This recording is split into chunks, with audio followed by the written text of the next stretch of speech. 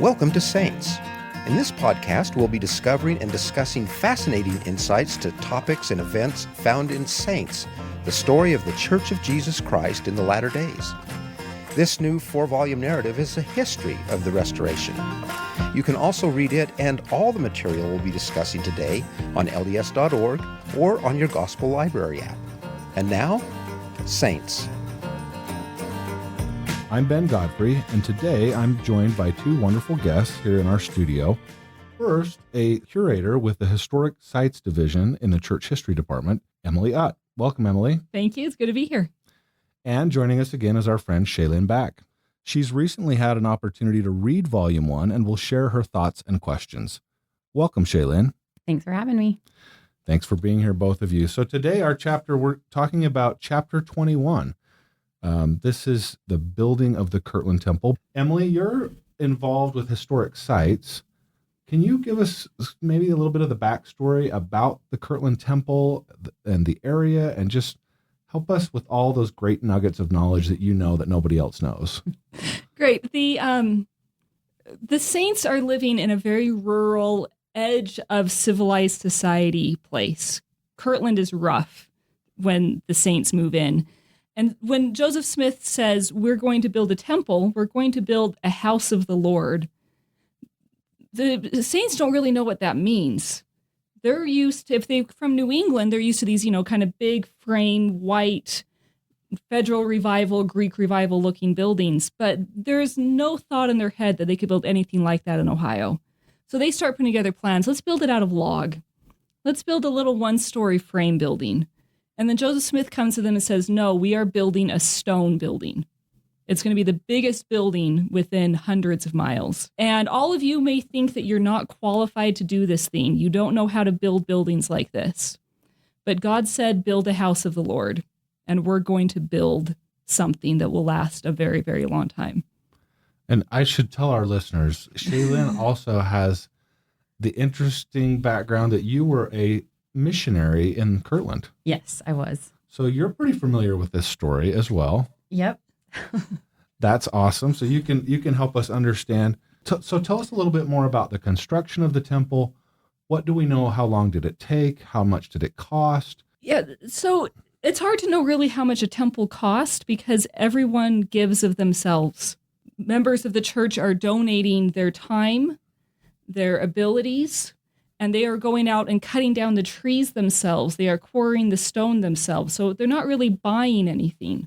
So I don't really know how much it actually cost to build the Kirtland Temple because so much donated labor. How do you put a cost on your consecration? Right. On your sacrifice. And so they build this thing out of stone. And because the stone in the Kirtland area is not like the beautiful stone that you can dress and make look perfect, they stuccoed it. They covered it with the remnants of things they found in their community. The broken china that had been thrown away is salvaged and made into plaster to put on this building. And then those carpenters who, they know how to work with wood, but they don't know anything about building a building of this size. They just take the best that they can do. I actually had no idea. The temple is actually, the walls are stone? Mm-hmm, they are. I thought they were wooden walls that were stuccoed. The exterior walls are stone walls. Wow. Seriously, I didn't know that. That's amazing. Yeah. Like the Logan Temple and the Manti Temple like and the that. Nauvoo Temple. Yeah. And there is a quarry down the street. Yeah. Which is hard for me to imagine after visiting the quarry, and you can still see the markings, them taking the stone to the temple and transporting it with the limited resources that they had. So they're cutting stone out of this quarry. They're putting it in the back of their wagons. And remember, they're poor, so their wagons, odds are going to break as they try to haul the stone from the quarry up to the temple site. And because they're so worried about violence and the threats against the church, they work on the temple during the day and then stand guard over the site at night. Wow. And they do this for the entire construction process. They literally give everything they have to this building. So when I walk in the temple today, I see those remnants. The building isn't quite level. If you notice, the steeple tilts just a little bit because while the outside wall is stone, the inside wall is wood. And structurally, it leans. You can see the saw marks in the floorboards. You can see all of those little bits and remnants of the sacrifice of those people. Taking a little diversion from the chapter, and we'll come back to that. But while we have you here, and you're an expert on architecture and preservation, as members visit the historic sites and we see the Kirtland Temple, it's owned by the Community of Christ Church, and they're very gracious in giving tours there.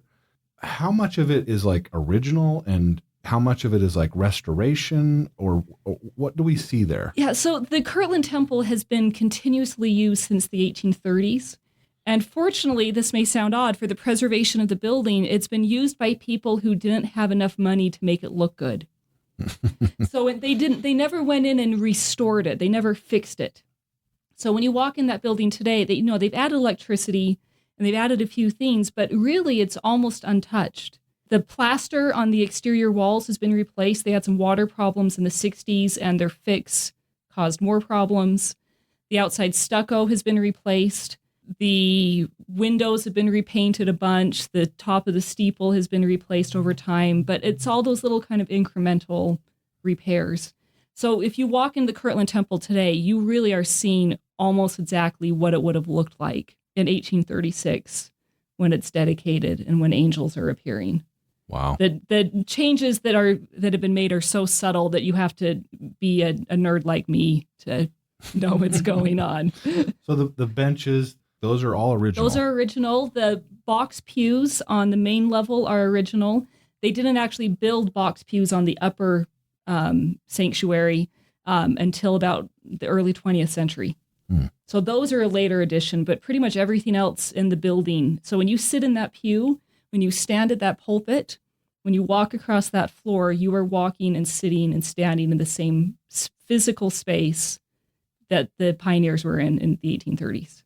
It's a powerful, powerful place. Incredible. And of course, there are other sites in historic Kirtland that visitors can see when they go there. There's the Newell K. Whitney store, and what else can visitors see there? Yeah, so Newell K. Whitney and Ann's house is still there. There are some buildings that have been rebuilt, like the sawmill and the astery, but that just put you in the mindset of what life was like for them, as they were giving of their time and talents to build the temple and things like that. Well, and what I was thinking, just as you were talking too about, the people presenting these ideas to build the temple, and they're like, let's build out of logs. They just have no idea. It made me think of in the Book of Mormon when Nephi's commanded to build a boat, and his brothers are just like, you cannot build a boat. And he's probably thinking, I have no idea how to do this. But then it's like the Lord reveals those plans to him. And so I feel like that's how it was with the temple too. It was just something so overwhelming. They had no idea what they were getting into, but it wasn't their ideas. It was the Lord's commandment to do. And Joseph Smith said, I saw a revelation. He saw in vision what this temple was supposed to look like. Right. And the people trust him, and they say, well, Joseph saw it, and Joseph's the prophet, and if Nephi can build a ship, we can build a temple, because God said to do it. And my understanding is that in that vision, they saw not only the outside, but the inside of the temple. You can go to the josephsmithpapers.org website, and you can see the recording of that revelation that told them this is how to build this thing. So it is really an incredible story just of the construction of this amazing building, which we know today as the Kirtland Temple. Inside the Kirtland Temple, once the building was completed, Joseph Smith administered an ordinance, and I thought maybe we could just listen to a passage here from the book and then talk a little bit about what this was and what the participants experienced. When the men completed the ordinance, the heavens opened, and Joseph saw a vision of the future. He beheld the celestial kingdom, its beautiful gate blazing before him like a circle of fire. He saw God the Father and Jesus Christ seated on glorious thrones. The Old Testament prophets, Adam and Abraham, were there as well, along with Joseph's mother and father and his older brother Alvin. While Joseph marveled at the sight of his brother, he heard the voice of the Lord say, "All who have died without a knowledge of this gospel, who would have received it if they had been permitted to tarry, shall be heirs of the celestial kingdom of God." So what can you tell us about this washing ordinance that Joseph administered in the temple? I think this idea is one of my favorite things about early temples and these early saints is that Joseph and those with him are doing something so out of the realm of ordinary, right? That in the Old Testament, the washing was done for the priests, those who sacrificed the lambs at the temple. Right. And you had to be very holy to do that. Even the proper lineage. The proper, and even not only the proper lineage, but then the person who has been ordained to do it on that day, and only that person can do it. Right.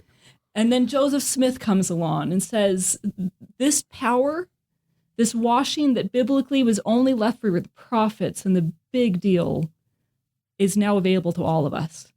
In Joseph Smith's family, when Alvin died, they are so nervous for his salvation because they had been taught that because Alvin wasn't baptized, he was damned.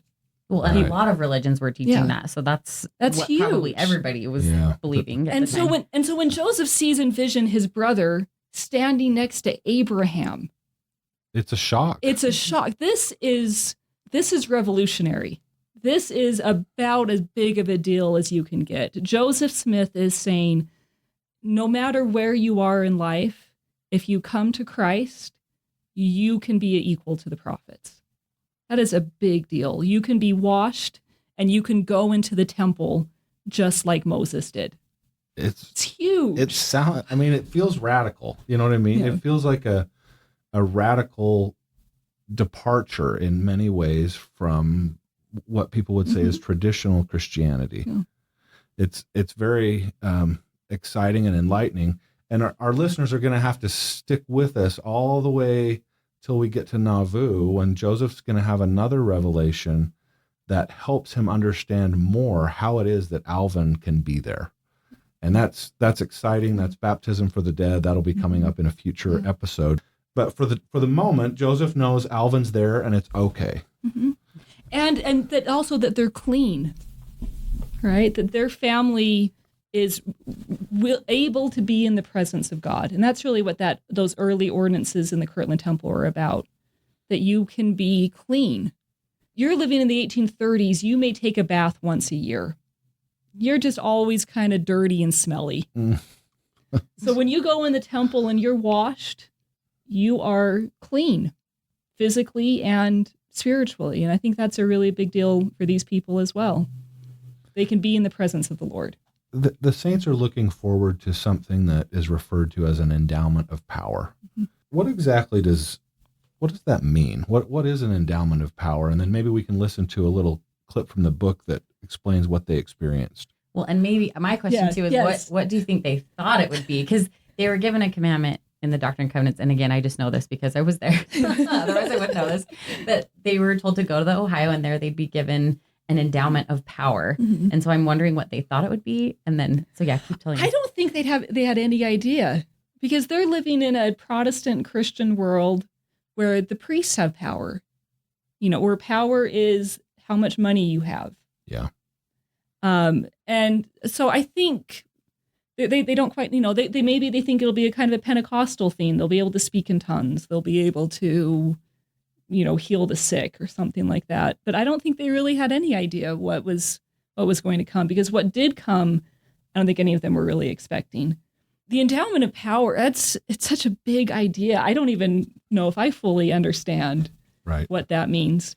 I think oftentimes about the idea of an endowment connected to like a university, right? It's a gift given to further the work of that institution. So I kind of think maybe the endowment of power in the church it's a gift from God that gives you the power and the ability to fulfill his work in a very big, kind of broad way. Let's listen to a little clip here from the book that talks about what happened and what the saints experienced there in Kirtland. He also petitioned the Lord to endow the saints with power. Let the anointing of thy ministers be sealed upon them with power from on high, he said. Put upon thy servants the testimony of the covenant, that when they go out and proclaim thy word, they may seal up the law and prepare the hearts of thy saints. He asked that the Lord might fill the temple with his glory, like the rushing of wind the ancient apostles had experienced. Outpourings of the Spirit continued until the early morning hours. When the men left the temple, their souls were soaring from the wonders and glories they had just experienced. They felt endowed with power and ready to take the gospel to the world. I think that really ties in very nicely with how you described that. They received a gift to then go do the Lord's work. And they were ready to go out and be missionaries and take the good word. What else do we know about that endowment of power? I was just going to ask more about the dedication, because this happened before the dedication, right? The vision that Joseph Smith had of Alvin. So then when they were actually dedicating the temple, can you just tell us, set the scene? What was that like? Yeah, I think temple dedications today are very sedate compared to what they experienced at the Kirtland Temple dedication in 1836. You know, the people know that Joseph Smith has had these visions, and that those who are coming to the temple, participating in these rituals, are being endowed. They are going back out with power. So they go to the dedication, and I think they're starting to get an idea that what's happening here is not what we would have expected. So they go to the dedication. First, the dedication is very long. 19th century Mormons like to give very long sermons. Sidney Rigdon was notorious for speaking 4 or 5 or 6 hours at these kinds of things. So you have that. They sing hymns like we do at temple dedications today. And Joseph Smith reads the dedicatory prayer that's now section 109 of the Doctrine and Covenants. For me, that prayer is one of my favorite passages of Scripture. You talk about the power of God, the ability to go out and do missionary work, and all the things that come from temples. All of that is in that section, and it's so powerful and so beautiful. They sing the Spirit of God, which was written for the dedication of the Kirtland Temple. They do a Hosanna shout, and people at the dedication report seeing angels. They report hearing heavenly voices, shepherding and shouting and almost cheering for the dedication of this building. There are some people who think the building is on fire because of the spirit and the light that is pouring out of it at this dedication. I can't even imagine what it would have been like to have been there, to see and participate and feel the heavens opening. You know, angels appear. And how many people were there? About how many do they estimate?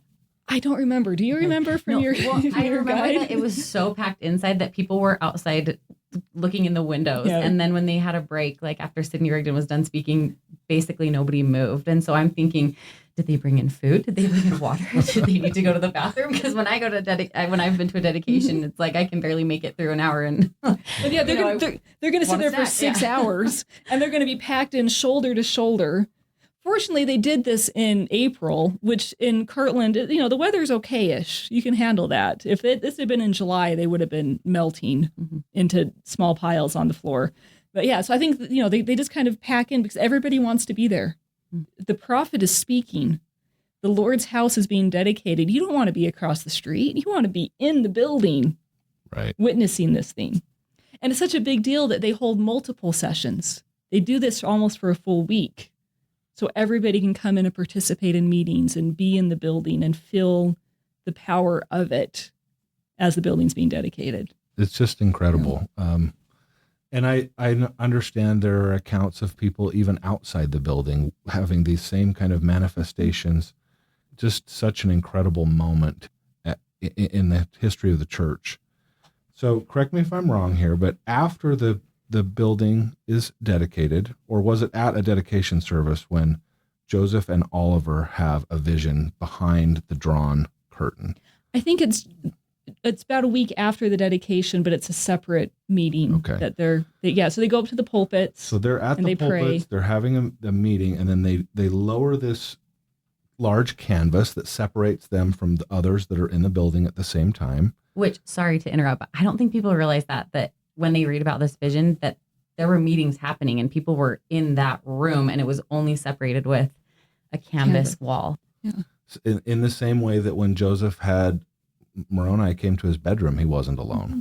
And yet he saw, and it didn't disturb the others. Yeah, we think like Revelation only you have to be by yourself and quiet, and it has to be still. Joseph is one that says you can have revelation anywhere with your brother asleep in the bed next to you. So the canvas comes down, Joseph and Oliver retire to pray, and they have an amazing vision that opens to them. They see Jesus Christ, they see Moses, they see Elias and Elijah. Let's play a little clip here from the book of what happened after that experience. The vision closed, leaving Joseph and Oliver to themselves. Sunlight filtered through the arched window behind the pulpit, but the breastwork in front of them no longer shone like gold. The heavenly voices that had shaken them like thunder gave way to the muted stirrings of the saints on the other side of the curtain. Joseph knew the messengers had conveyed important priesthood keys on him. Later, he taught the saints that the priesthood keys restored by Elijah would seal families together eternally, binding in heaven what was bound on earth, linking parents to their children and children to their parents. What I love about that moment is that this opens an entire new chapter in the restoration of the gospel. No longer is it about us in this room right now. It is now about everybody. It's about the eternity. Elijah appears and the hearts of the children turn to their fathers. It's no longer about me. It's about my entire family. There's that beautiful account of, is it Lydia Knight who's at the dedication? And she talks about that she and her husband, their hearts will be knit together. Right. It's taking two separate strands and making them one. And that type of idea, that concept wouldn't have been possible if Elijah hadn't come and if this temple hadn't been dedicated.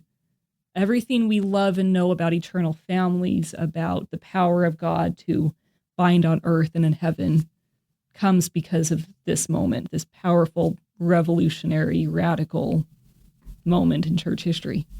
What's amazing to me is, so for those members of the church who have been to the temple and received ordinances, or for people who have been to open houses in the temple and seen all the different rooms and have a basic understanding of everything that goes on there, the Kirtland Temple was not used that way. It was built for such a different purpose. You know, it was so that Christ could appear and Moses and Elias and Elijah could come and restore these keys. And so it's just interesting that that was, you know, the purpose for the temple to be built. And it's so different. It's so different. Yeah. So they needed to build a house of the Lord so those keys could be restored. And once the keys are restored, then Joseph gets the next revelation. And then he gets the next little bit of data that sets him up for the next thing that's going to happen. At the Kirtland Temple, they don't say, all right, now here is everything you need to know about temple worship. Get going. Right. Sealings start tomorrow. They don't really start doing work for the dead until they get to St. George. That is such one of the main themes that I've sort of picked up on as we've done these episodes and as reading the book is this concept of here a little, there a little, and, you know, learning as we go. It just permeates the entire story. Well, as we conclude our episode today, there's one last thing in this chapter. It's not dealing with the Kirtland Temple, but we conclude with a record of a patriarchal blessing.